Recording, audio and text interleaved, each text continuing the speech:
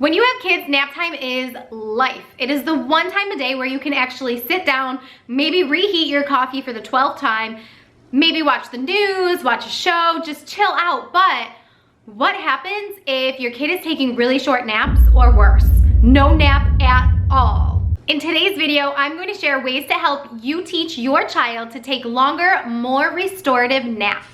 Hey mamas, I'm Missy from Slumber and Bloom, and I love sharing my sleep tips with other moms so you can ditch the mom bee vibes and start thriving in motherhood, enjoying every little moment of your child because they grow so quickly. So that brings me to my first tip, location, location, location. You want your child ideally, and I know this isn't a perfect world, but ideally to sleep in the same place they sleep at night. So if you have your child sleeping in his crib, in his own room at night, then you want to have them sleeping in their crib, in their own room during the day. I like to recommend only limiting one nap a week in the car, on the go, wherever you need to go that day, but naps really aren't restorative on the go, so try not to get into the habit of just having car naps here and there.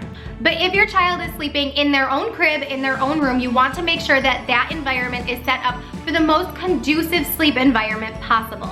If you want information on setting up a conducive sleep environment, click this video up here when you're done watching this one.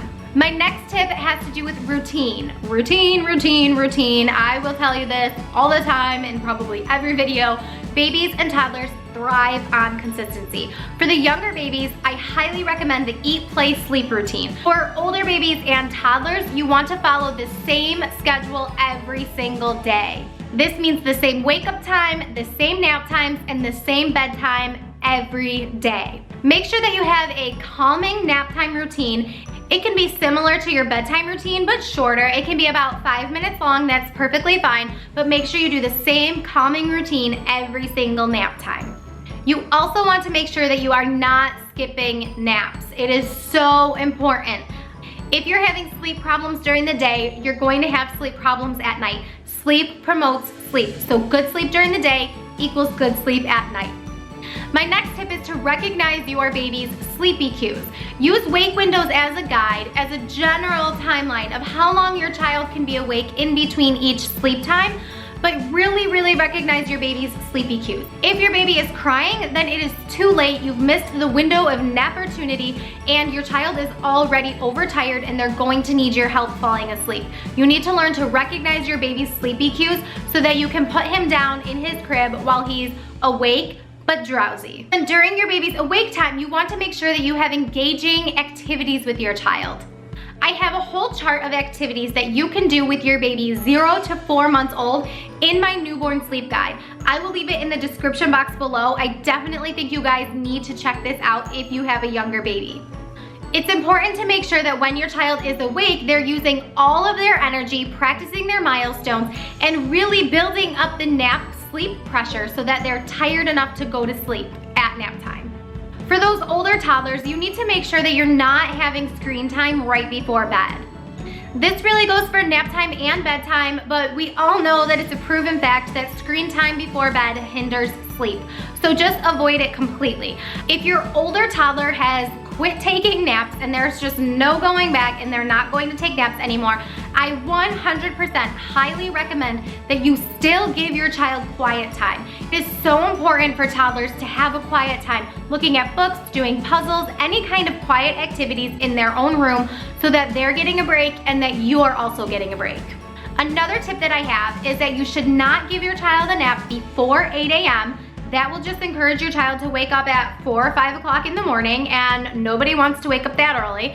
And also to end all daytime sleep, and this is for the older children, end their daytime naps by 3 or 4 p.m. depending on their bedtime. Of course, I know this all has to do with their schedule, but that's just a general rule of thumb. Of course, you know your child best. For the younger babies that still need a cat nap in the early evening, make sure it's only a 30 to 45 minute quick little cat nap. My next 2 tips are really big ones. I always have my clients practice crib hour. So if you've heard of this before, it really just means that you're letting your child stay in their crib for 1 hour to set their circadian rhythms and just help their body acclimate to the fact that nap needs to be at least 1 hour long. An hour and a half to 2 hours is ideal though, but here's an example for you. If your child sleeps for 45 minutes and then wakes up, I would highly recommend to give them that 15 minutes to bring them up to 1 whole crib hour and see if they can settle themselves back into sleep to fall asleep for another sleep cycle. So if they don't fall asleep after that 15 minutes, then just get them up and move on with the day and give them another nap later or an earlier bedtime. During that 15 minutes, if your child is calm and just babbling to himself, you don't need to intervene. You don't need to go in the room. Just make sure that your child is okay and happy and not crying, and hopefully they will learn to put themselves back to sleep for a longer nap. On the other hand, if they are crying, it's okay to go in the room. Try and settle them down from within the crib. So by that, I mean try and not pick up your child. I know it's going to be difficult, but try not to so that they can fall back asleep in their crib and hopefully have a longer nap.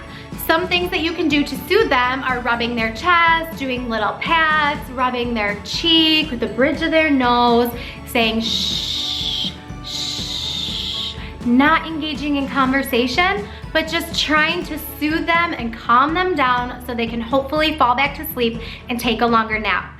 And again, if it's been 15 minutes and you know your child's not gonna fall back asleep, don't stress it. Take them out of the crib, take them out of the room, and just move on with the day. My next big tip is to just chill out. It is so important to just relax and just go with the flow because your child will feed off of your energy. If your baby wakes up after 45 minutes and you go in their bedroom and you're all upset that they woke up from their nap, they're going to feed off of that and they're going to continue to be upset and they're not going to go back to sleep. If you're calm, cool, and collected, chances are your kid will feed off of that energy and they will also calm down. I would love it if you guys would share this video with your mom friends who might be struggling with naps. So go ahead and take a screenshot, share it on social media, and make sure you tag me at Slumber and Bloom on both Instagram and Facebook. If you like this video, give me a thumbs up and leave me a comment down below and let me know if you are ready to take on nap time. In my next video, I'm going to be talking about what to do if your baby is waking up way too early in the morning. While you're waiting for that video, make sure you click over here and check out these videos and click over here if you're not subscribed to my channel. Thanks for watching. See you next time. Bye.